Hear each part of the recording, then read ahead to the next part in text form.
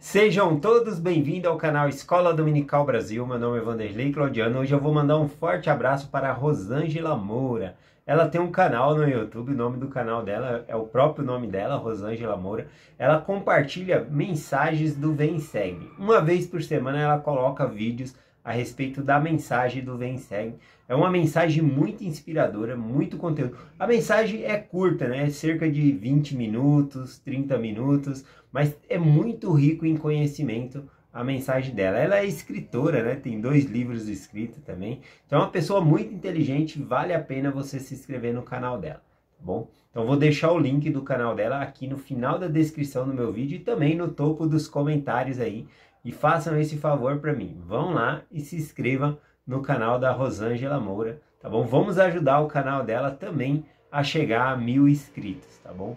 Tá faltando um pouco mais de 200 inscritos lá no canal dela. Então vamos lá, vamos aos pouquinhos se inscrevendo lá no canal dela e ajudar ela também, aliás, ajudar o nosso Senhor Jesus Cristo, né, a propagar a mensagem dele pelo mundo. Hoje eu vou compartilhar com vocês aqui, na mensagem do Vem Segue, eu vou compartilhar Salmos capítulo 51, esse salmo ele é atribuído a Davi, tá bom? E também vou compartilhar um pouquinho só dos Salmos 38, que também é relacionado a Davi. Qual é o contexto histórico desse salmo? Esse salmo aqui, Davi, ele está pedindo perdão ao Senhor pelas suas falhas, pelo seu pecado, a sua transgressão, a sua iniquidade, tá bom? E esse fato aqui ocorreu logo depois que o profeta Natan, né, aparece na presença de Davi e fala uma parábola para ele ali a respeito do pecado que ele tinha feito ali, tá bom? Então, só resumindo do que se trata esse salmo, Davi, né, ele estava em seu palácio ao invés de estar na frente da guerra, e ele viu uma mulher, né, tomando banho lá, que era Betseba. E aí ele cobiçou essa mulher e mandou chamá-la, né? Ele sabia que ela era mulher de Urias, porque ele havia perguntado às pessoas ali do palácio. E aí, mesmo assim, ele mandou chamá-la e ele quebra a lei da castidade com ela, né? E alguns dias depois, ela manda uma mensagem por alguém ali para Davi, dizendo que ela está grávida. Nossa, aquilo era terrível, né? Os comentaristas dizem que Urias, por ser esposo dela, poderia desafiar Davi em um duelo ou coisa assim, né? O que eu sei, na verdade, é que Davi ele quis esconder essa gravidez, quis esconder esse adultério. Então ele armou um plano, ele mandou chamar Urias de volta da guerra, da batalha, para que ele pudesse ir dormir em casa. Mas Urias ele era um homem tão fiel ao rei e aos soldados, né, que ele havia deixado no campo de batalha, preocupado com seus companheiros, ele não foi para casa, ele ficou ali na porta do palácio. Então ele mandou chamar Urias ali, falou, porque se eu te mandei te dar férias aí lá da guerra, por que você não foi para sua casa, né? Digamos assim. E aí ele falou, como que eu posso ir para casa sendo que meus companheiros estão lá na guerra? E ele ficou lá acampado no palácio. E aí Davi ele fez uma segunda tentativa, chamou Urias para um jantar, comeram, beberam, né? Mesmo assim ele estando alegre do vinho, ele não foi para casa. Então, essa foi a segunda tentativa dele de esconder o pecado dele. Porque se Urias fosse para casa e se deitasse com a própria mulher dele, poderia se dizer que o filho era de Urias, mas naquelas condições não tinha como. Então, a última tentativa de Davi, o que ele faz? Ele escreve uma carta para o capitão do exército, né? E ele pede para que coloque Urias na frente de batalha ali, para que ele seja morto, tá bom? Para que não fique descoberto o pecado de Davi ali. E ele pede e manda essa carta justamente por Urias, né? Urias vai, entrega ao capitão, o capitão lê a carta e ele faz exatamente como Davi pediu, né? Colocou Urias na frente de batalha e retirou, né, o exército ali para que Urias morresse, né? Logo depois ele manda uma carta, né, o soldado ele manda uma carta para Davi ali, dizendo que morreu algumas pessoas na batalha. Quando Davi estava lendo essa carta, ele ficou indignado. Como vocês não sabem, vocês chegaram muito perto, né, da muralha ali, morreu, por causa disso morreu muita gente. E aí quando ele leu a carta e no final disse, e morreu também Urias, né? E aí ele falou, tudo bem, na guerra acontece isso mesmo. Acontece que Davi querendo esconder o erro dele, ele fez não só com que Urias morresse, mas outras pessoas também foram colocadas na linha de batalha e morreu. Outras pessoas acabam morrendo por conta disso. Então, nesse cenário histórico aqui, o que acontece? Tendo Urias tendo morrido, a Betseba, ela ficou de luto, e logo acabou o luto dela ali. Urias, então, Davi, ele então se mostra ali como se fosse uma pessoa piedosa e toma Betseba como esposa, né? E isso foi mal aos olhos do Senhor. E o Senhor manda o profeta Natan lá repreender Davi por esse pecado, tá bom? Interessante que quando Natan ele repreende Davi por esse pecado, Davi, ele assume essa culpa, né? Ele não fica jogando culpa para ninguém. É interessante porque o rei antes de Davi era Saul. E Saul, quando foi acusado de iniquidade, ele grudou na roupa do profeta Samuel lá e rasgou a roupa do profeta Samuel, fez um escândalo lá. Não, Davi, ele se sujeitou, ele reconheceu o erro dele, tá bom? Então é nesse cenário histórico que é Davi aqui, no capítulo 51 de Salmos, pedindo perdão ao Senhor pelo pecado dele. É esse o contexto histórico aqui. Vou ler uma escritura antes aqui, né, que fala que apesar de Davi ter cometido esse grande erro, né, não só de ter quebrado a lei da castidade, cometido adultério, mas de ter assassinado um homem, o Senhor deixou claro na mensagem, né, que ele matou Urias pela espada dos filhos de Amon, né, ou seja, pela espada dos seus inimigos. Então o Senhor não considerou que foi os inimigos que matou Urias, mas sim Davi, por causa do que ele havia feito, esse plano que ele havia feito. Tá bom? Mas mesmo tendo tudo isso acontecido, nós lemos aqui em 1 Reis, capítulo 15, versículo 5. Marca essa escritura aqui que é muito importante. Diz assim, ó: porquanto Davi tinha feito o que parecia reto aos olhos do Senhor, e não se tinha desviado de tudo o que lhe ordenara em todos os dias da sua vida, senão só no caso de Urias, o heteu. Olha só, então o próprio Senhor falou que Davi, ele foi perfeito nos seus caminhos, fez tudo certo todos os dias da sua vida, exceto com Urias, o heteu, né? Que ele acabou assassinando um heteu. Então, esse pecado ficou uma pedra no sapato de Davi. Bom, ele carregou essa culpa, esse peso com ele muito e muito tempo, tá bom? E é sobre essa descrição que a gente vai ler aqui em Salmo 51. No versículo 1 aqui de Salmo 51 diz assim, ó: tem misericórdia de mim, ó Deus, segundo a tua benignidade. Apaga a minha transgressão, segundo a multidão de tuas misericórdias.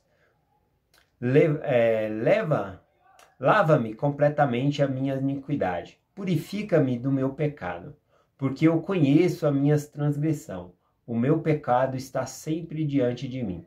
Então, aqui a gente vê que Davi, ele não atribui o pecado dele a outra. A mulher estava tomando banho na minha frente, ou coloca uma desculpa no pecado. Ele assume, ele fala a minha transgressão, a minha iniquidade, o meu pecado. Então, a gente vê realmente a condição de uma pessoa que está arrependida, bom? Ele não ficou triste porque tudo bem que no começo ele tentou esconder, mas ele não está triste aqui porque as pessoas descobriram, mas sim por ele ter ofendido a Deus com o pecado dele, tá bom? E aliás, ele sofreu muito. Se você quer saber mais sobre o sofrimento de Davi, né, o que ele passou por conta desse pecado, a gente consegue encontrar lá em Salmos 38. Bom, não vou ler tudo lá, mas em Salmos 38 descreve, né, a amargura, toda a dor que ele estava sentindo ali também. Um dos versículos lá diz assim, ó: porque as tuas flechas me cravam em mim, e as tuas mãos em mim desceu, ou seja, a mão do Senhor espremeu ele, pesou nele. Não há parte sã na minha carne, por causa da tua cólera, nem há paz em meus ossos, por causa do meu pecado. Então aqui cita em Salmos 32 que Davi, ele ficou doente, e essa doença Davi, ele atribui ao pecado dele, que ele estava doente por causa do pecado dele, né? Algumas pessoas não atribuem esse salmo a Davi, Salmo 38, mas no cabeçalho aqui, né, coloca-se como se fosse de Davi. É porque não tem no registro histórico uma parte em que Davi ficou doente, né, que é uma doença de pele mesmo. Aqui no Salmo 38, a gente vê que a pele dele ficou com um cheiro horrível, né, os amigos dele se afastavam dele, né, ninguém queria ficar perto dele, ele estava realmente numa situação horrível aqui com essa doença, tá bom? Mas eu acredito que esse salmo aqui, ele se refere a Davi, ao arrependimento. Eu li aqui, dei uma estudada no Salmo 38, e o que acontece, né? É que as escrituras, elas não estão aqui para fazer uma biografia de cada personagem que é ali, tá bom? Então, não é uma bibliografia de Moisés, uma bibliografia de Davi, né? De Abraão, de todos esses personagens, heróis da fé. Não é uma biografia, uma coisa detalhada sobre ele. Então, sim, eu acredito que Davi, ele ficou doente, e aqui ele atribuiu essa doença por conta do pecado dele. E ele diz muitas coisas aqui no 38, tá bom? Outra coisa que ele falou aqui, ó. Minhas chagas cheiram mal e estão corruptas por causa de minha loucura. Ou seja, a loucura que ele teve em cometer esse pecado fez com que esse mal, essa doença viesse sobre ele, né? E aí a gente entende um pouco da tradição dos judeus, né? De que quando a pessoa estava doente, era porque tinha pecado, né? Como eles consideravam lá os leprosos. Ah, tá assim é porque cometeu algum pecado, alguma iniquidade. E nem toda doença é por conta de iniquidade, por conta de pecado. Mas interessante pensar que muitas das pessoas que Jesus Cristo curou, antes dele fazer a cura física no corpo daquela pessoa, primeiro ele perdoava o pecado daquelas pessoas. Assim, se houvesse algum mal também por conta da iniquidade da pessoa, tendo apagado o pecado da pessoa, era mais fácil também limpar a carne da pessoa, ou seja, dar uma cura também ali na pessoa, fazendo uma associação aqui rápida, tá bom? Mas nem toda doença é por conta do pecado da pessoa. Vamos voltar lá em Salmo 51, tá bom? Eu marquei aqui o versículo 7, que é muito interessante aqui, eu achei ele muito profundo. Salmo 51, versículo 7. Davi, ele diz assim: purifica-me com isopor e ficarei puro, lava-me e ficarei mais branco que a neve. Bom, então o que significa isso, né? Limpa-me com isopor, lava-me com isopor. Essa parte aqui, isopor, eu acredito que Davi ele está fazendo uma referência a Êxodo capítulo 12, que é quando está sendo instituída a Páscoa ali, né? E o que acontece? Esse isopor aqui é a mesma palavra que é usada em Êxodo 12, né? É uma planta, né, silvestre, na qual ela pega bastante umidade, né? E quando eles mataram o cordeiro ali para fazer a Páscoa, eles pegavam essa planta e molhavam na bacia de sangue, e eles tinham que passar nos umbrais, né, de sua porta, porque quando o anjo destruidor passasse na noite, não entraria dentro daquela casa, tá bom? Então servia como proteção. Então, quando Davi, ele está dizendo aqui, né, purifica-me com isopor e ficarei puro, lava-me e ficarei mais branco que a neve. Ele está falando simplesmente, né, passa sobre mim, me limpa pelo sangue de Cristo. Olha que lindo, né? Pelo sangue de Jesus Cristo me cura. Né? Quando essa praga foi no Egito, né, foi a 10ª praga, a praga que livrou os filhos de Israel do cativeiro. Quando ela passou, a exigência ali para que aquela família tivesse livramento não era se ela estava guardando os mandamentos, se estava fazendo alguma coisa, era passar o sangue de Cristo nos umbrais da porta, né? Os umbrais da porta, eles continham inscrições, inclusive de deuses, coisas assim. Então, passar o sangue nos umbrais da porta significava acreditar no sangue de Cristo, né? De quem ia ser morto pelos pecados do mundo, ao invés de acreditar em outros deuses, ou seja, só Cristo pode nos salvar. Então, usando essa simbologia aqui, é como nós lemos lá em João capítulo 3,16, né? Porque só de passar o sangue, mesmo que a pessoa não é perfeita, com suas falhas, a Escritura diz, né? Porque Deus amou o mundo de tal maneira que deu o seu Filho unigênito, para que todo aquele que nele crê não pereça, mas tenha a vida eterna. Então, quando Davi ele fala, purifica-me com isopor, ou seja, passa sobre mim esse sangue, me purifica com esse sangue, limpa-me dos meus pecados. Somente pela crença dele, né, ou seja, por causa da crença dele, ele seria salvo. Ou seja, Davi, mesmo com o pecado dele, ainda assim ele tem salvação, tá bom? Nós da igreja, nós acreditamos que existe 3 graus de glória, tá bom? O reino celestial, o reino terrestrial e o reino telestial. E todos esses reinos são reinos de glória e salvação. Davi, ele não vai poder herdar o reino celestial por conta do pecado que ele cometeu de assassinar Urias, tá bom? Então, o reino celestial, ele perdeu essa glória.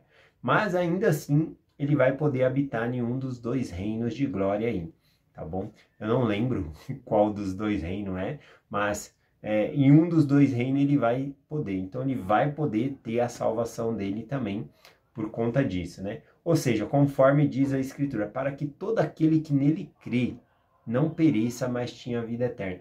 Então, apesar do pecado que Davi havia cometido, ainda assim ele cria no Senhor e ele estava pedindo essa misericórdia para que o sangue de Cristo pudesse limpá-lo, para que ele pudesse ter a salvação. Vamos continuar aqui no versículo 10, né? O versículo 10 e 11 do Salmo 51 diz assim, ó: Cria em mim, ó Deus, um coração puro e renova em mim um espírito reto.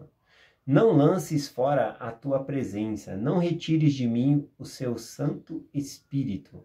Né?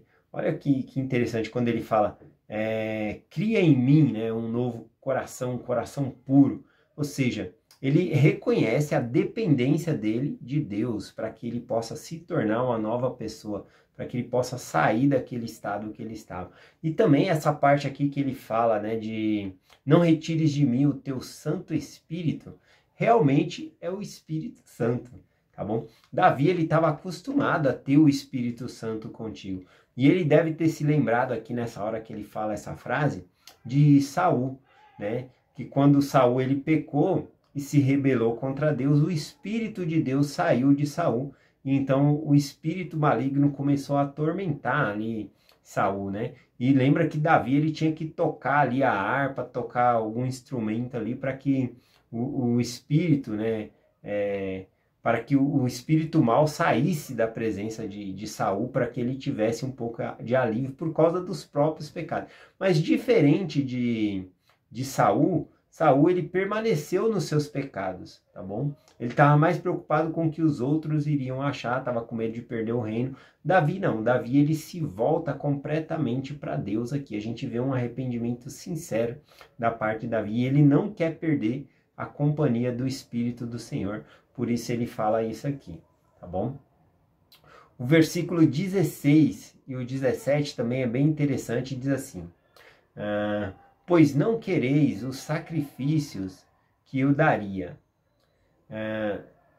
tu não te deleitas em holocaustos, os sacrifícios para Deus são o espírito quebrantado e quebrantado contrito coração, não desprezarás o Deus, ó Deus. Bom, então ele fala aqui, né? O pensamento de Davi aqui é o seguinte, que se Deus ele gostasse de sacrifícios e holocausto, ele daria todos os sacrifícios, ele queimaria todas as ovelhas, todos os bois. Se precisasse arrumar mais, todos os bois do mundo, ele ofereceria sacrifício ao Senhor para perdoar pelos pecados dele. Mas não é isso que o Senhor queria. O Senhor não queria os sacrifícios e holocausto de animais. Ele queria um coração contrito e um espírito contrito e um coração quebrantado. O que isso significa, né? Ter um espírito contrito e um coração quebrantado. Aqui diz assim, ó: ter um coração quebrantado é ser humilde, contrito, arrependido e manso. Isso